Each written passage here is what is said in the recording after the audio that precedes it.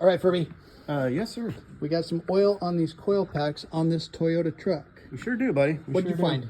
Well, all we were originally doing was spark plugs, routine maintenance. This is why it's good to have somebody who knows what they're doing.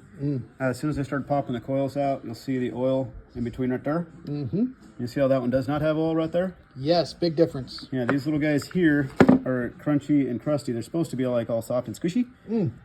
They get dry, they get hot, cold through enough heat cycles. They just fail. When they do, oil goes past there.